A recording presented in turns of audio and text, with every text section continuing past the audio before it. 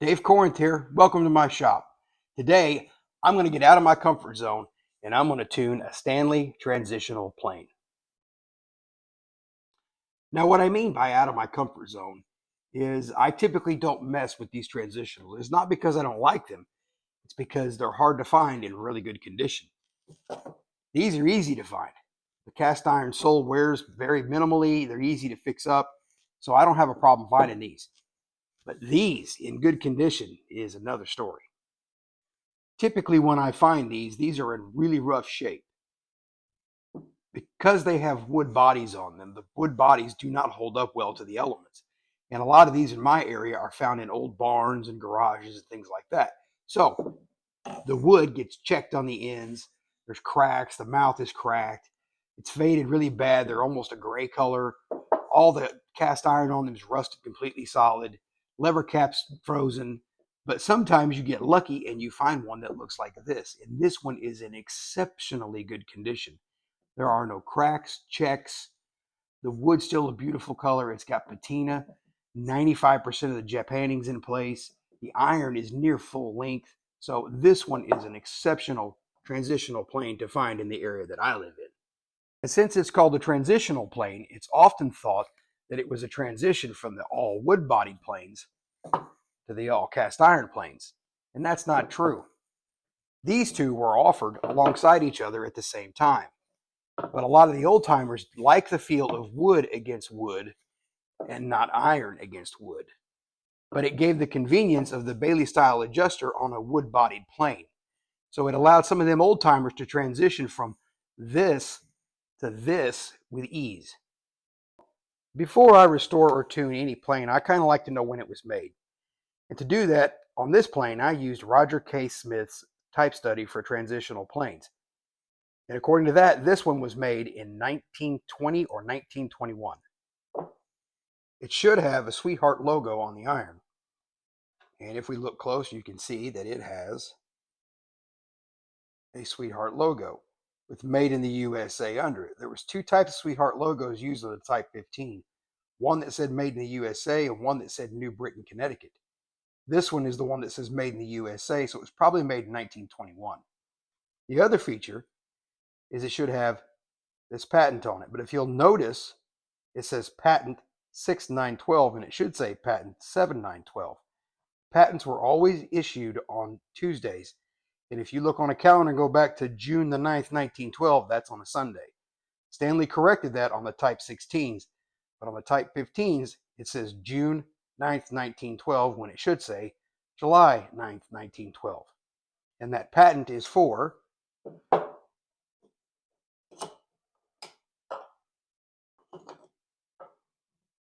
brass inserts that hold these screws down. They aren't wood screws, they're machine screws. And when we take this frog off, you should see two little brass inserts beneath these screws. So we're going to take those off now. That comes off pretty easy. Typically on transitionals, these screws come out pretty easy. Not like the cast iron brothers that definitely do not come out easy. Sometimes. And you can see there are those brass inserts right there. And while I've got the frog off, I want to make sure everything on it works correctly. So I'm going to check the adjuster to make sure it spins. And it spins very easily. So I'm going to go ahead and take it off. Sometimes they'll get a little stiff here at the end, but that's just grit, grime, and dirt that's wedged in there. But it does come off. Wasn't difficult at all. And there it is. I also like to make sure the lateral turns, and also to make sure it's not loose. One of the things I can't stand is when these things get loose, and this one's tight, so that tells me it hasn't been used a whole lot. And then, of course, we're going to take that off, and it just comes off easy. This is what holds the lever cap down. So there's the frog. The iron, you can see that it has been sharpened several times. So if we take the chip breaker off, it came off easy, which is a good sign. It still has its original gun blue. And that's a good sign. I like to see that. And the iron, where it counts, right here, there's a little bit of rust, but not bad. I think we can live with that. You can see that's where the chip breaker just touched the edge of that, and it caused a little bit of corrosion there, but nothing bad. We can easily lap that out. And that's actually pretty sharp, but we're going to make it a whole lot sharper. And we'll get rid of this rust, and then we'll make this thing look nice. Next, I want to look at the lever cap. And the transitional lever caps are unique. They have this little design here on the toe. They have a cross hatch design. The pin that holds down the spring, it has a rounded end on it. It's not ground down flat like the regular ones. And everything's japanned, even the spring, which is kind of different, but that's just what they did. So this one's in good shape. I don't have to do much to it. All I got to do is kind of clean this rust off. We'll lap the end of this flat, make sure it's flat. Everything else is going to stay just like it is. So very happy with that. Next is the tote and the knob. Now these are beech, and the tote is held on with a wood screw. I'm sorry, the knob is held on with a wood screw. So I'm going to take that off. And I don't believe these were blued.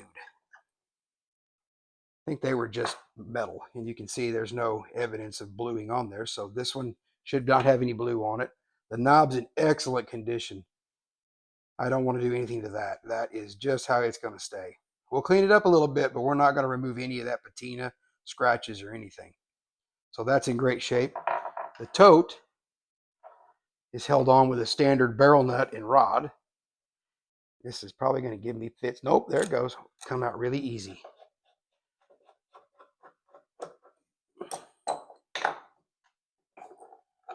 And there is the tote. Again, this is made out of beech. This one's in excellent condition. No complaints whatsoever. We're not going to do much to this one either. Leave all this patina, these scratches and marks. We'll get rid of this dust. We'll wax it up and live with it. And then there is the rod. The rod and the barrel nut are both in good shape. I don't think this thing's ever come off because there is no nicking or damage to that barrel nut at all. And then, of course, you have the cast iron top part. I don't know what this is called, but it's the cast iron top part. So what we're going to call it. And it is simply held on with one screw right there. Let me get a better screwdriver for that. That one's too big. So we'll get this little screwdriver here and take this screw out, and this whole thing should come off. Now, typically, this section where it comes down, where the tote sits, let's put that back on there, like this. This is called a raisee handle, how it dips down here at the bottom. And a lot of times on these, this is where they break, is right here. So this one has no breaks in it. The japannning on it's fantastic, except for one spot, which is right there. And I'm going to fix that. I know I shouldn't, but I'm going to. I can't stand that. That'll drive me nuts. And this is going to be on my own plane. I'm not fixing this one up to sell. I'm going to keep this one. So I want that to be fixed, and I got a method to fix that I'll show you. But this is in excellent condition. The body, excellent condition. Like I said, normally these have chips or cracks right here, and this one does not. There's no checking on the ends. This was in excellent condition. I am very, very happy with this. And you can see the dust, I'll bet you, just comes right off. So this one's going to clean up nice. So the next thing I want to do is I want to clean this up, clean all the parts up, and then we'll start putting it back together and tune it. So before I start cleaning it, I've had a lot of people ask me what this is that I'm putting down on here, this light green colored stuff. Well, I'm going to show you.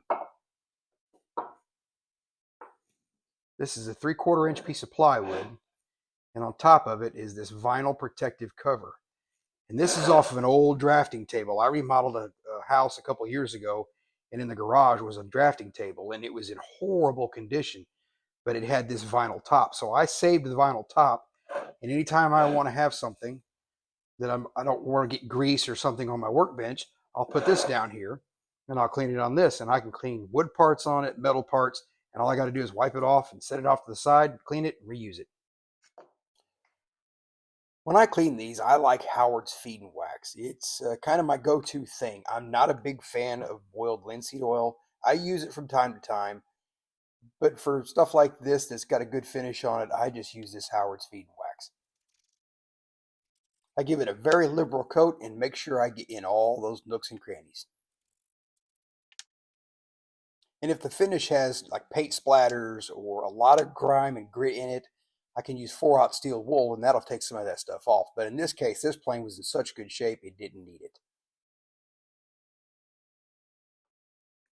And once it's dried for about 10 or 15 minutes, I just wipe off the excess.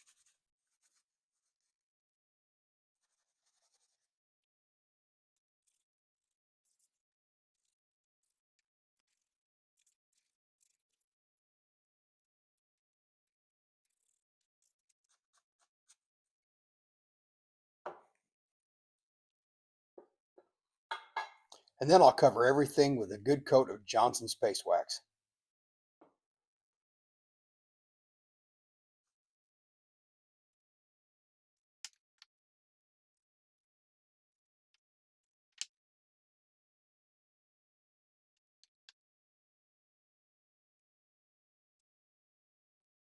I like to let that paste wax dry for about 20 or 30 minutes. So in the meantime, while I'm waiting on that to dry, I'm going to go ahead and clean up the brass. And if you've ever seen any of my other videos, I don't over clean the brass. All I do is hit it with some 4/0 steel wool and a little bit of oil. All I want to do is remove the grit and grime that's in there. I kind of like to leave it a golden honey brown color.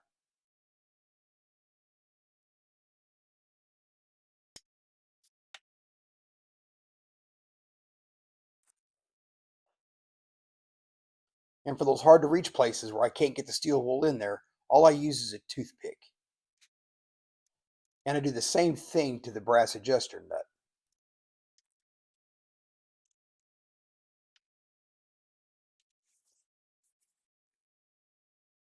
And this is the look I'm after, a nice golden honey brown color. I don't like to over polish the brass on these things. Now that the wax has had a chance to dry for about 20 minutes, all I do is wipe it down until it gets a nice little sheen to it.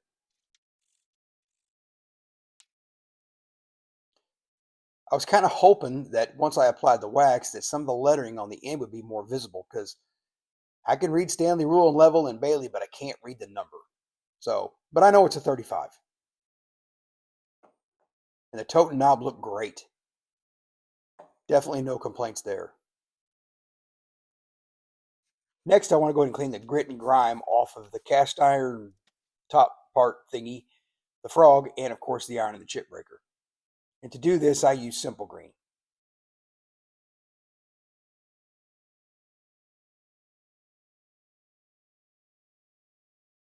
For the frog, sometimes I'll use a soft nylon brush to get in those little corners and stuff, but this was in such good shape I didn't need to do that. All I had to do was just kind of wipe it down. Now, the lateral lever and, of course, the adjustment screw has got some rust on it, but I'll take that off later. And for the iron and the chip breaker, I'm going to do the same things, hit it with some simple green, and then scrub most of that dirt, grime, and rust off with some red Scotch-Brite.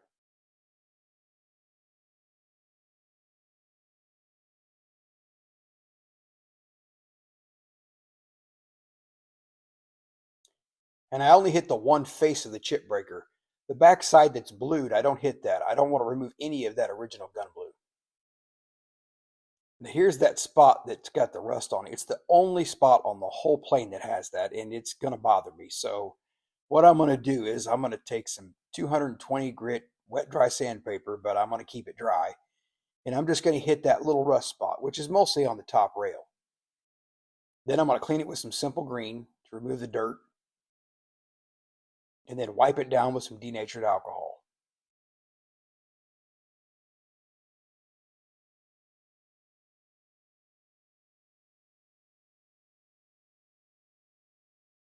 And I'm going to touch that spot up with this Duplicolor semi-gloss Ford engine paint. And what I do is spray it in this little can, but then I've let that sit for about 20 minutes and it kind of thickens it up a little bit. This stuff's really thin, but letting it sit thickens it up a bit. And all I'm going to do is just dab it on there with this brush. And the first coat is super thin. It takes about 3 coats to get the look I'm after. But once it's done, you'll never even know that was there.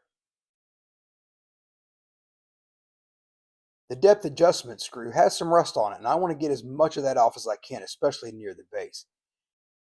I recently bought these off Kurt Gish on eBay. He sells stuff to fix up planes kind of like I do. But these are designed to thread onto that rod, and once you tighten them together, you can remove that rod pretty easily. Now, I've always just used two old brass adjustment knobs to do this, but I kind of like this setup. They are kind of tight right now, but I think that's designed to be that way. And all I do is back the first screw up against the second, and then it should just come right off.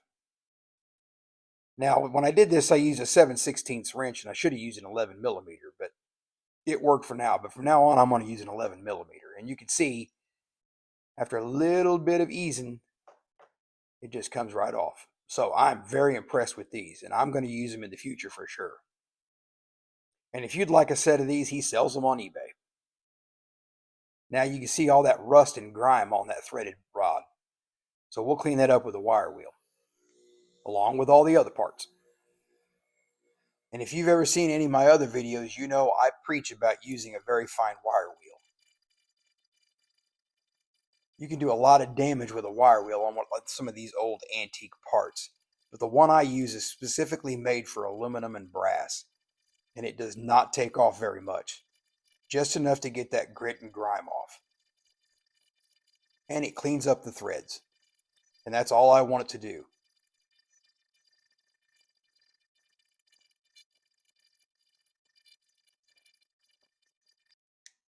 And to remove the rust off the iron and the chip breaker, I'm going to use 220 grit wet dry sandpaper and some WD-40.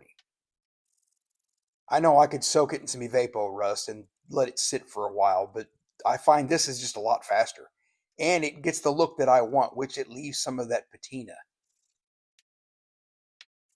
On stuff that's got, a little bit more moderate rust, if you use Evapo rust, the finished surface will look kind of like the surface of the moon. And it gets in all those little cracks and it takes out some of that dark color. And I kind of like to leave that dark color. So doing it this way makes it look like it's more of an old tool. And don't forget to hit the edges. It softens them up and makes it easier to handle.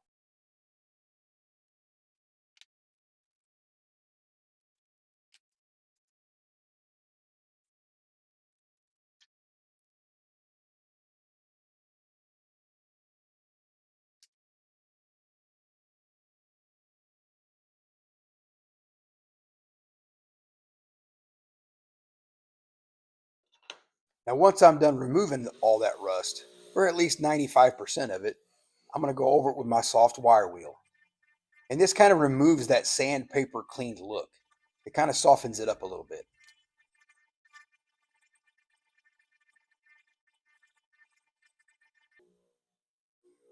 And that's the look I'm after right there.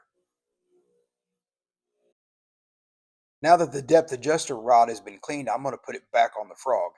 And these have left-hand threads. And if you're like me, you're so used to righty-tighty, lefty-loosey that you have to think about which way you're turning it. And the process to tighten this thing down is the exact opposite of when I took it off. I thread the two nuts onto the rod. And instead of trying to loosen it, this time I'm going to tighten it.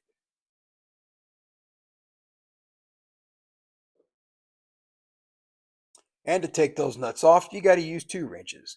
And since they're left-handed threads, you got to remember that. Don't go righty-tighty, lefty-loosey, do the opposite. And they thread off a lot easier now that those threads are cleaned.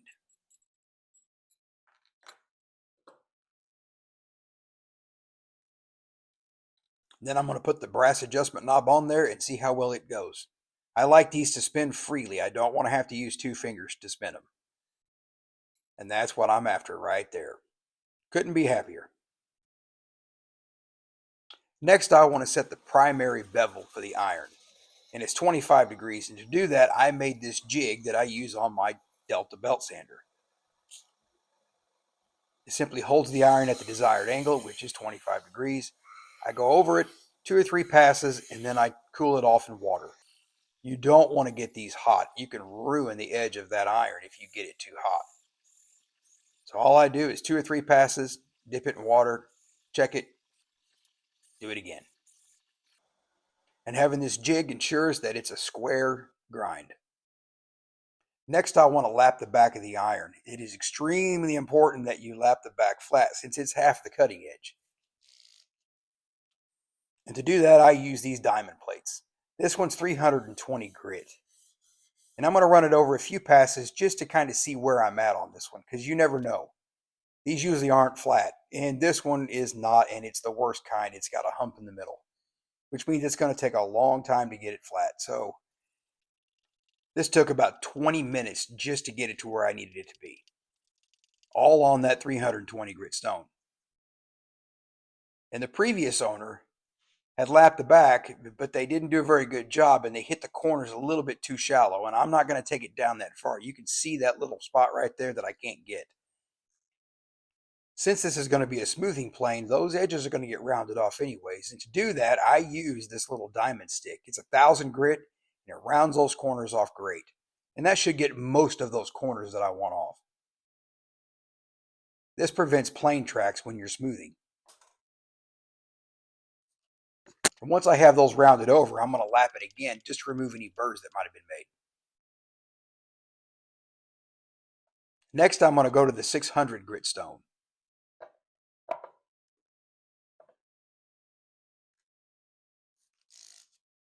And I'm not going to show you the whole process because it took about 20 minutes of doing this to get it where I wanted it. But that's the final result.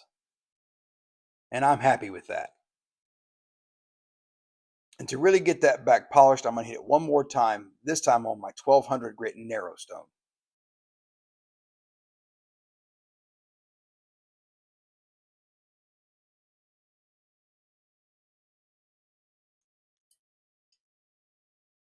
Next, I want to smooth out that primary bevel.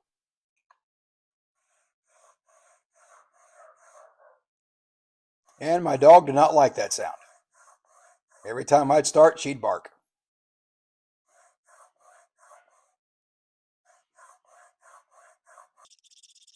When I made the primary grind, that's kind of a rough grind, so I like to smooth it on these diamond stones. Get that grind nice and clean, and I do this at 25 degrees. The secondary bevel will be at 30 degrees, but right now I'm trying to get that primary right where I want it.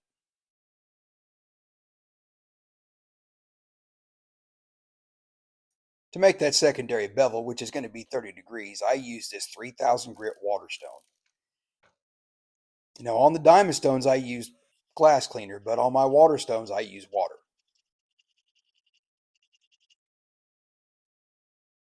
And you can see it leaves a nice mirrored edge. I then flip it over to 10,000 and hit it again.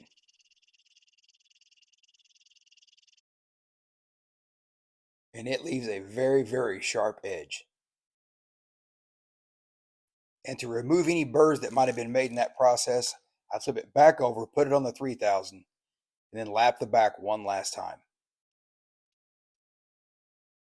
You also need to lap the back of the chip breaker where the edge seats to the iron.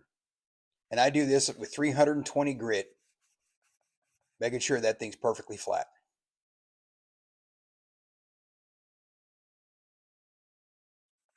When the chip breaker sets to the iron, you don't want to be able to see any light between the chip breaker and the iron. It's equally important to do the same thing to the lever cap. This ensures that the lever cap, the iron, and the chip breaker are all seated firmly, and this reduces chatter. And you want it to be all the way across that chip breaker from end to end.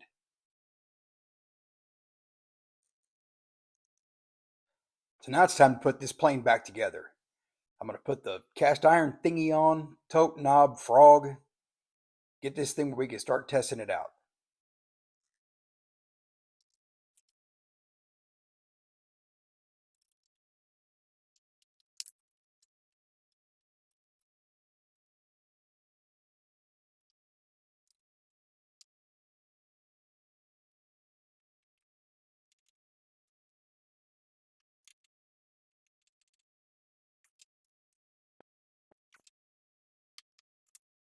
Next, I want to flatten the sole. Just like a cast iron plane, the sole's got to be flat. And I do this with my Craftsman Jubilee plane.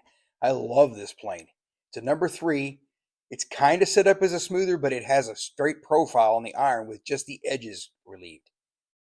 And that makes great for flattening these little surfaces like this. And all I'm trying to do is just take a little tiny bit. I want to see where this thing's at. So I'm slowly going into that cut just to get a very, very fine shaving.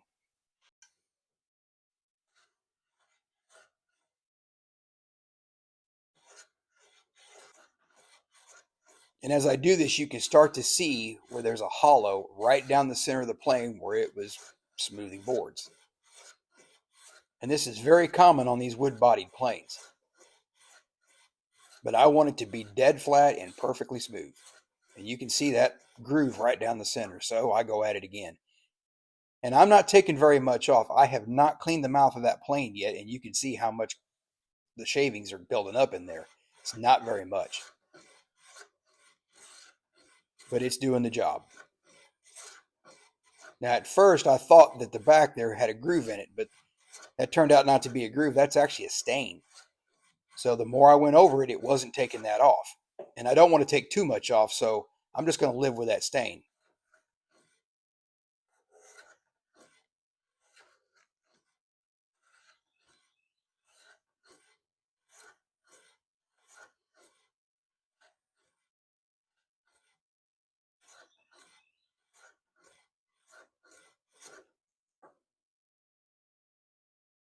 And I'm going to check this with a known straight edge.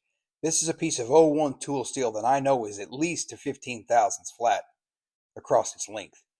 And I'm checking that with a 20 thousandths feeler gauge. 20 thousandths is plenty for a wood-bodied plane. It's plenty for a cast iron plane.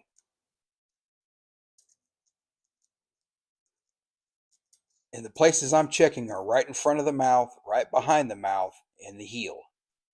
Not the very edge of the heel, but near the end of the heel. And it's got a little spot right behind the mouth. It's just, I can barely get that 20 thousandths gauge to almost go under it. So I'm going to go at it again.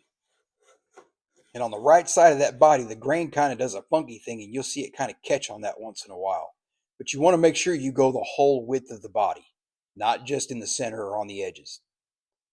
So I put the feeler gauge back on there, and this time it's not catching under anything. Now it does at the very end. It goes all the way through at the very end, but I'm not worried about the last half inch or so. That's good enough. Now when I flattened the sole, it left the edges really sharp, so I'm going to use this 101 thumb plane that I've got that's very sharp, and it's perfect for this. And all I'm going to do is run it down the sides, kind of relieve that edge. And if you have a keen eye, you'll notice that 101 has a corrugated sole. Only one I've ever seen. I know it's not factory, but it's still pretty cool.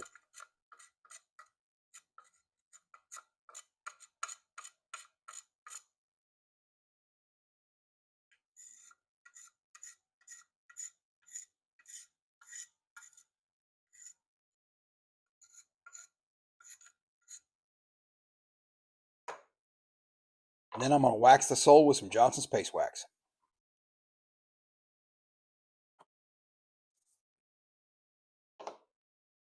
And while the sole's drying, I'm going to go ahead and assemble this. First, I'm going to put the iron and the chip breaker together. And I like to leave about a 32nd to a 16th of an inch sticking out the end. And then I'm going to tighten that thing down good and snug.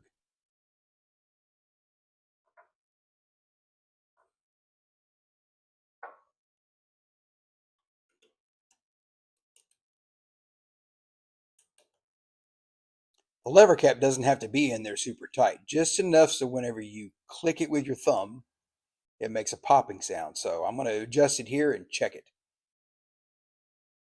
You want to be able to remove that lever cap with one hand.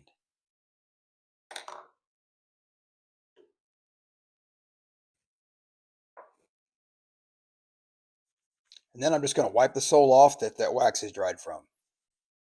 And then we get to test this thing out. Now when I smooth the board, I smooth left to right. It's just the way I've always done it. I'm comfortable doing it that way. And I also hold it at a slight skew. Now, the reason I do this is because I don't worry about plane tracks on the right side, because the left side will remove it when it goes over it. And I do this on the final pass.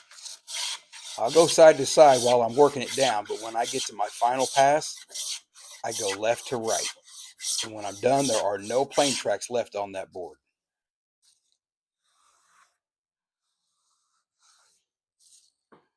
And if you've never used a wood body plane to smooth a board, it is definitely enjoyable. It just glides right across there. I'm very happy with this plane. Well, I hope you enjoyed this video. I must say I enjoyed getting this old Transitional back up and running.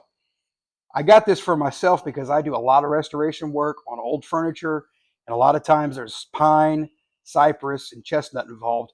And this is going to be my go-to smoother for those softer woods. I hope this video was helpful to you, and I encourage you to give one of these Transitionals a chance. They are really, really a pleasure to use. So comment, like, and subscribe if you like this video, and I'll make more.